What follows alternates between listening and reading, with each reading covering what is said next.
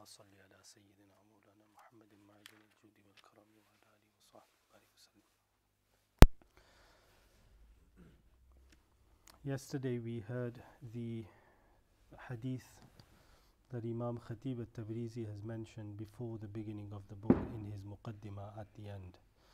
And the narration is that Sayyiduna Umar ibn Khattab radiyallahu ta'ala an, he said that the Messenger of Allah sallallahu alayhi wa sallam said, إِنَّمَا الْأَعْمَالُ بِالنِّيَّاتِ وَإِنَّمَا لِإِمْرِئٍ مَّا نَوَى.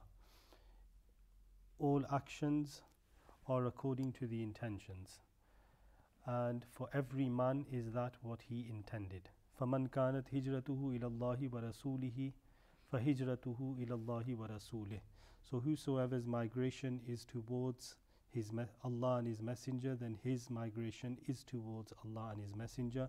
وَمَنْ كَانَتْ هِجْرَتُهُ إِلَى دُنْيَا يُصِيبُهَا أَوْ إِمْرَأَةٍ يَتَزَوَّجُهَا فَهِجْرَتُهُ إِلَى مَا هَاجَرَ إِلَيْهِ. And whosoever's migration is towards the dunya so that he can attain a part of it, or towards a woman so that he can do nikah with her, then his hijrah, his migration is towards that which he migrated towards. We heard this narration yesterday. And this narration, there is a riwayah which mentions that there is a individual who from Makkah Mukarramah he presented a khitbah to a woman called Qais, and khitbah means the proposal of nikah. So she said that if you come to Medina Munawwara, if you migrate to Medina Munawwara, then I shall accept your proposal. So then he migrated and he did nikah with Qais. So that's one of the reasons why this hadith mentions, and whosoever's migration is towards the dunya or towards a woman so that he does nikah with her, then his migration is towards that which he migrated towards. Yani, your hijrah will be based on the intention of your hijrah, migration. Whether you immigrated to a city in order to improve your business, then that is what you will be rewarded for in the akhirah. So this narration, إِنَّمَا الْأَعْمَالُ بِالنِّيَّاتِ, this first sentence of the hadith of Rasulullah sallallahu ta'ala alayhi wa sallam, Imam Ibn Mahdi said, or the ulama agree, that هذا الحديث أصل عظيم من أصول الدين. This is a great it is a great principle from the principles of the religion. And it mentions that all actions are based on the intentions. And what does that mean? So Imam Shafi'i radiyallahu ta'ala, he understood from this, and that's what the Shawafi follow, is that إِنَّمَا صِحَّةُ الْأَعْمَالِ بِالنِّيَّاتِ. Yani, the validity of all actions is based on the intention. So if your intention is there, then your action is valid. If your intention is not there, then your action is invalid. That's what the Shafi'is believe. So that's why, according to the Shafi'i madhab, wudu in ablution, niyat is fard. If you don't have niyat, then your ablution is not valid. Like that, if you perform ghusl and you don't have niyat of ghusl, then your ghusl is not valid. Every action you do, it will not be accepted as a legal action according to the Shawafi if there is no intention. However, Imam Azam Abu Hanifa radiyallahu ta'ala an, he said that this hadith does not mean the validity of all actions is based on the intention. In fact, this riwayah of hadith means that innama jaza'ul a'mali bin niyat. Indeed, the jaza of all actions is based on the intentions. And jaza can be good or it can be evil. And that's why when you say to someone who has done you a favor, you say jazakallah mutlaqan, without specifying whether it's the good or the bad, then it's an incomplete sentence, because jaza is good or it's bad. So jazakallahu khairan, which means may Allah reward you well. Because if someone has done harm towards you, then you may say to them jazakallahu su'an, yani may Allah punish you for it. So jazakallah on its own is an incomplete sentence, and it could be in good or it could be in bad, and that's why it's important to have Jazakallahu khairan after it, or Jazakallahu hasanan, may Allah give you good reward. So jaza is thawab and iqab. So the hadith means that innama thawabul a'mali wa iqabul a'mali bin niyat. The reward of all actions and the punishment of all actions is based on the intentions. Yani if you have intention of wudu, then you will be rewarded for that wudu. And if you don't have intention for that wudu, then there will be no reward for that wudu. However, your wudu will be valid, because wudu is the washing of the limbs, as is mentioned in other several ahadith of Rasulullah sallallahu alaihi wasallam, and in the Quran, where Allah subhanahu wa ta'ala said, Ya ayyuhalladhina amanu idha qumtum ila as-salati faghsilu wujuhakum wa aydiyakum ila al-marafiqi famsahu bi ru'usikum wa arjulakum ila al-ka'bayn. So this verse of the Quran, nowhere does it mention ke first make niyat. Allah subhanahu wa ta'ala said that when you want to perform ablution, when you want to worship Allah subhanahu wa ta'ala, then you must wash your faces, wash your hands, including your elbows, do masa of your head, and wash both of your feet, including the ankles. Nowhere does it in the Quran say make the intention first. And according to the Hanafi madhab, Imam Azam Abu Hanifa radiallahu ta'ala believes that if something is mentioned in the Quran, you cannot add anything to it, you cannot decrease anything from it. So we do not add anything onto the Quran. That's our point against the Shawafi, that you are committing the crime of ziyadat al-kitab. You are adding things onto the book of Allah subhanahu wa ta'ala. And they say that we are not, we are following the hadith of Rasulullah sallallahu alaihi wasallam. We believe that that is increasing upon the Quran, because the Quran proves that which is obligatory. And then that which is proven from the hadith, we say sunnah. And therefore we say that it is sunnah to make niyat in ablution. Tiga? And however, this narration means innama thawabul a'mal. In this case, that the reward of the wudu will only be given to you if you have niyat of ablution. If you don't have niyat, your wudu will still be valid.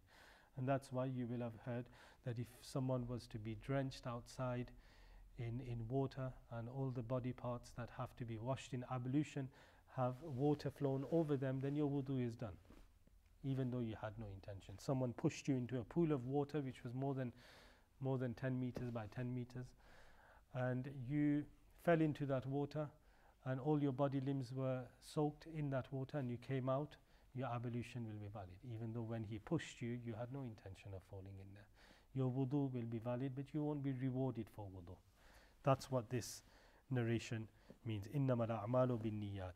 The rule according to the Hanafi madhab, and if you memorize this, it will make life easier, that which is a direct worship of Allah subhanahu wa ta'ala requires intention. Without it, your worship will be invalid.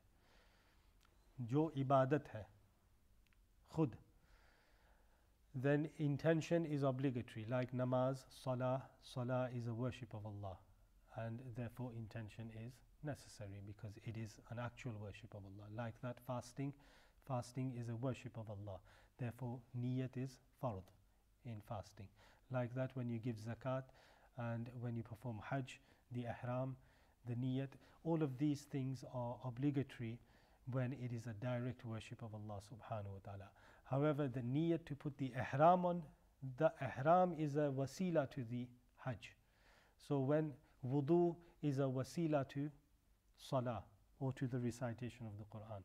So these prescribed worships from Allah subhanahu wa ta'ala, they require niyat. Without them they will not be valid. But those which are wasila of a worship, jo ibadat ka ek wasila hai, it is a means to the worship of Allah subhanahu wa ta'ala, they don't require intention. So ghusl is a wasila to salah, to touching the Quran and other ibadat like tawaf of the Kaaba, etc. So it's a wasila, and therefore niyat is not necessary, it will still be valid without intention.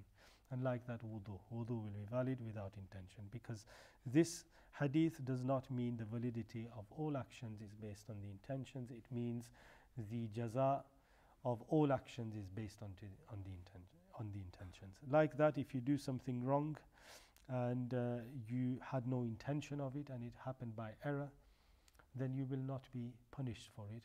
However, you may be trialed at court in a Muslim courtroom, you may be punished in the dunya for it. However, in the akhirah, Allah subhanahu wa ta'ala will judge you based on your intentions, because inna Allah la yanzuru ila suwarikum walaki yanzuru ila qulubikum. Indeed, Allah subhanahu wa ta'ala doesn't look at the faces, He looks at the hearts. Because Allah subhanahu wa ta'ala has the power to look in the hearts. As for us, we are ordered to judge based on what is apparent upon us. So then the Shawafi do object to us and say that if that is the case, then what about tayammum? Because tayammum is also a wasila, just like wudu, it's a replacement of ablution and ghusl. Why do you say niyat is fard in tayammum? That's a valid objection. And our answer to that is because the Quran says fatayammamu sa'ida, and tayammamu means make firm intention, and it's a command, fairly amr. Fatayammamu sa'ida, and make firm intention with earth, with pak, pure earth, and do tayammum. So tayammum in the Quran, Allah has ordered intention. Tayammum means to make intention, and therefore in tayammum intention is necessary. Like that, other than that, there are other rules based on whether an action will be considered as valid by intention merely or not. For example, if I make intention that I want to travel. I want to become a musafir. Do I become a musafir merely by making the intention or not? I can sit at home and make the intention 100 times that I am traveling to London, but I've not left. I will not become a musafir. So niyat on its own cannot cause the beginning of an action, a legal action in Sharia law. However, if I am traveling and I have come to a specific place, for example, if I travel from Preston and I reach Leicester, and now I have merely made intention, I'm still traveling in the car, but I've made intention after entering Leicester that I will stay here for 2 weeks, more than 2 weeks, 15 days. So will I become a muqim or not merely by making the intention? Yes, I will. So why is that the case? So it's to understand that, if you understand this one principle, that to initiate a legal act in Sharia law with intention, action is required. And to abandon a legal act in Sharia law, merely intention is enough. Tiga? So what that means is that now if I want to perform salah, then with the niyat I have to act. Allahu Akbar. My salah will begin. That's the initiation of the worship. If I want to abandon the salah, merely intention, I've intended in my heart, I've stopped namaz, I'm not praying namaz, till the namaz is finished. You abandon it merely by intention. Like that, if an individual wanted to, in the mas'ala of zakat, for example, the question in zakat comes that trade goods are zakatable. You have to pay zakat on trade goods. If you have trade goods, you have to give zakat on them. But for something to become a trade good with the intention of trade, you have to purchase that product. You purchase the product with the intention of trade, that will become a trade good.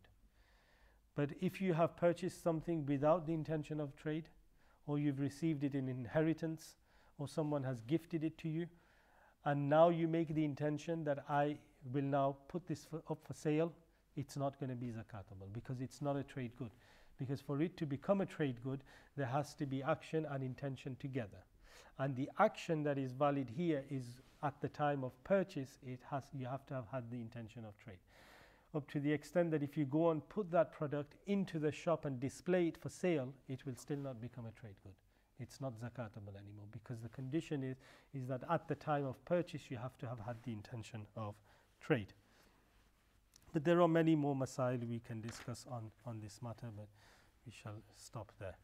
Sayyiduna Imam Tibi, the teacher of Imam Khatib al-Tabrizi, he has, at the end of the Shara of that hadith, he has said that for the Ahlul Ishara, for the people of gesture, those who understand gestures, for them he said that the ulama have said, Al-amalu sa'yul arkani ilallah, that amal, action, is to strive, is the striving of the body limbs to reach Allah, yani to reach the pleasure of Allah.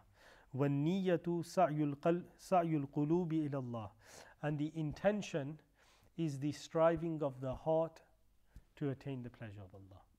Okay, so amal and niyat, there's a difference. Amal is the body limbs striving to attain the pleasure of Allah, and the niyat is the hearts trying to attain the pleasure of Allah. And then he says, وَالْقَلْبُ malikun, and the heart is the king. وَالْقَلْبُ malik, the heart is the king. وَالْأَرْكَانُ جُنُودُهُ, and the body limbs are its army, the army of the heart. وَلَا يُحَارِبُ الْمَلِكُ إِلَّا بِجُنُودِهِ, the heart, the king does not go to war without its army. وَلَا الْجُنُودُ إِلَّا بِالْمَلِكِ, and neither does the army go to war without the king. So what he's saying is that they both must enact together for the worship to be valid. So with the heart makes the intention, the body limbs have to do the action, and that's when we say that the act is valid now. That's when your salah will be valid. That's when your hajj will be valid. That's when your zakat will be valid. You can't just sit on your sofa and make the intention that I'm praying namaz. Namaz doesn't happen like that. The question then comes of fasting. That merely by intention, how does your fast begin? Because fasting begins with mere intention. And the reason for that is because Sawm means tark. It means to abandon. The word Sawm itself means to abandon. It means to abandon food, drink, and intercourse. So because Sawm itself means to abandon, and as we've already established now, that in Sharia law to abandon an act, merely intention is enough, and therefore fasting will begin with mere intention. You make the intention merely, your fast has begun, because fasting itself is tark. So that's the end of the hadith, and we have now covered two hadith. The first we listened to was the hadith of Jibreel, which also talked about ikhlas, sincerity, and now we've just listened to the hadith about jaza being based on intentions. The next narration that Imam Khatib al-Tabrizi has mentioned here, of course from from Al-Masabih of Imam Baghawi, he says, وَرَوَاهُ أَبُو هُرَيْرَةَ رَضِيَ اللَّهُ تَعَالَى مَعَ اخْتِلَافٍ. Yani, the hadith of Jibreel that we heard, if you remember the hadith of Jibreel, where Sayyiduna Jibreel alayhi salam came in the form of a human and asked the questions, Sayyiduna Umar radiyallahu ta'ala narrated that hadith. Imam Baghawi has also put this narration in, that warawahu Abu Huraira, and Abu Huraira has also narrated that. Yani Abu Huraira radiyallahu anhu was also present. And in his narration, he has narrated it with ma'akhtilafin, with difference, with a difference. Wafihi. And in it, he said, Yani Sayyiduna Abu Huraira radiyallahu ta'ala's narration said, regarding the question about the Day of Judgment and its signs.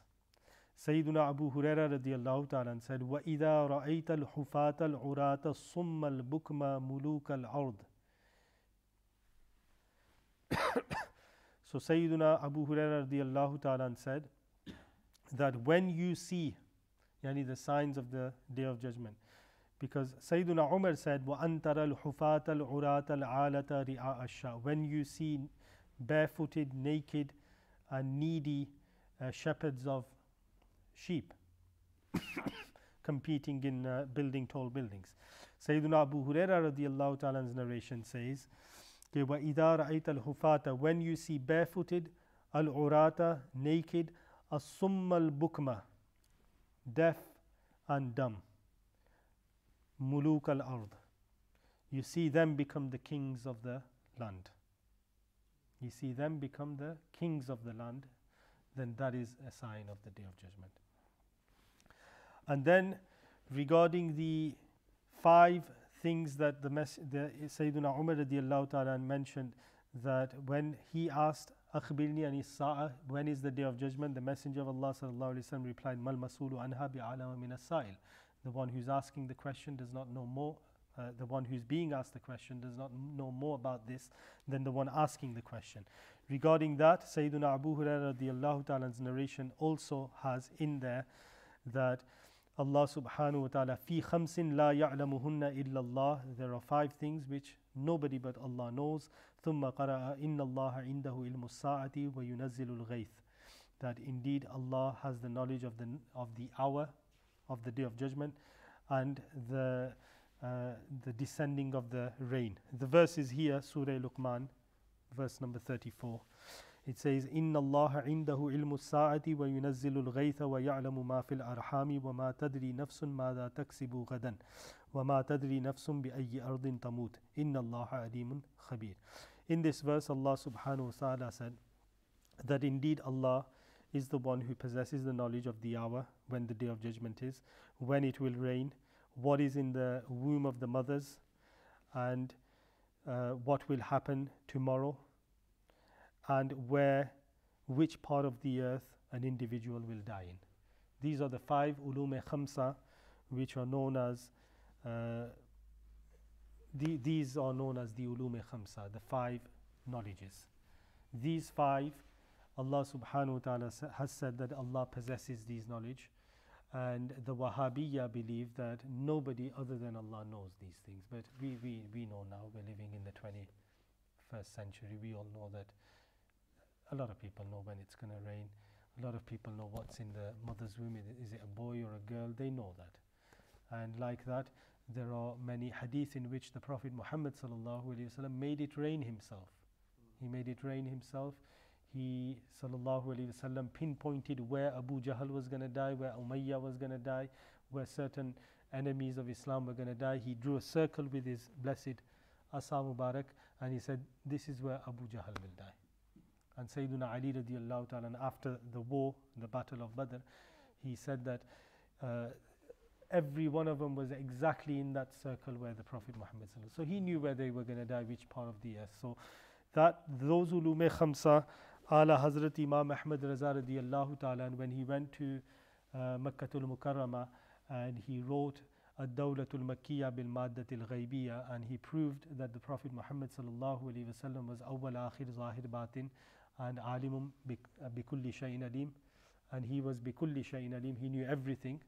When he wrote that and he presented it to the ulama of Makkah Mukarramah, one of the ulama who was the eldest amongst them, he requested to Ala Hazrat ke isme aap ulum khamsa ki bhi bahas dal de, yani why don't you add another chapter and prove in there that the Prophet Muhammad sallallahu alaihi wasallam also was given by Allah the ulum khamsa.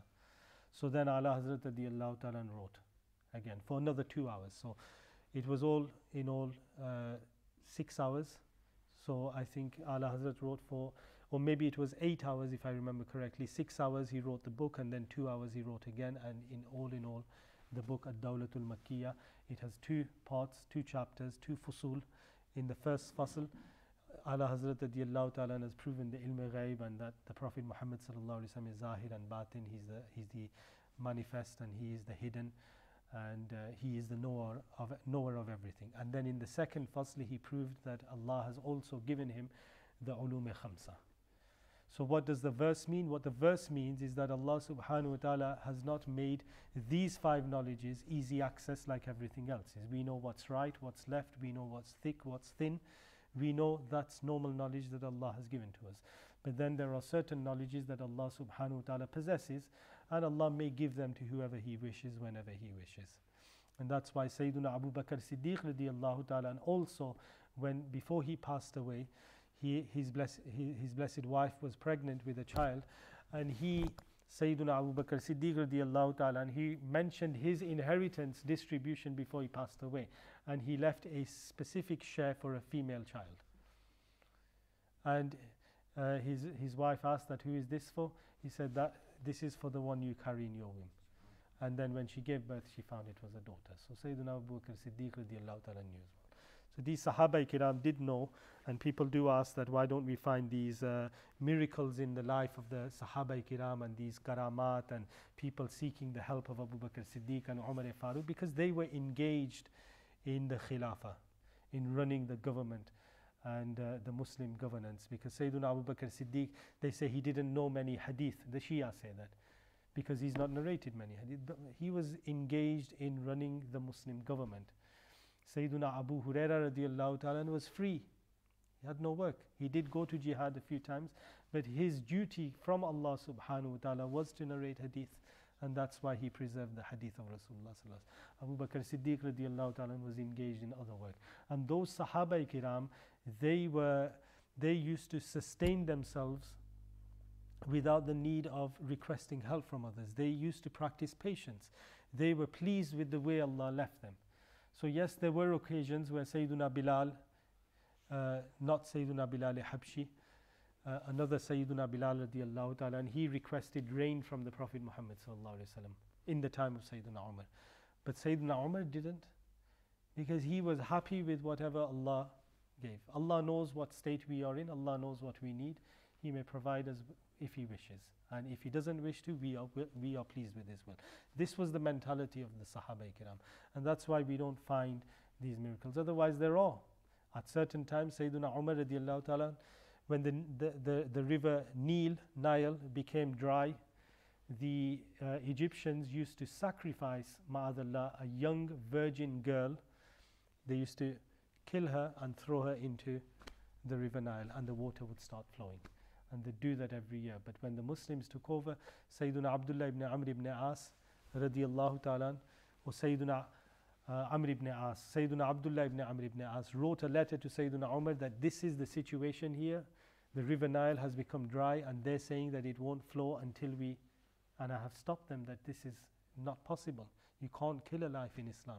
So Sayyidina Umar radiallahu ta'ala sent a note, and with that note he sent a letter, and he said, just throw this note into the river and it will start flowing. So when Sayyidina Abdullah ibn Amr ibn As radiallahu ta'ala received the letter, he followed the instructions, he just threw the note into, and it started flowing.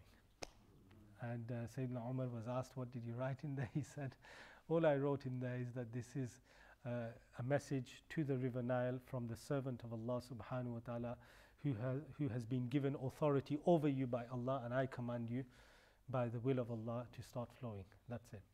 And it began to flow. May Allah subhanahu wa ta'ala give us the tawfiq to benefit from the hadith of Rasulullah sallallahu ta'ala alayhi wa sallam. Sadaqallahu wa rasuluhu sallallahu ta'ala alayhi wa sallam. Jazakumullahu khairan.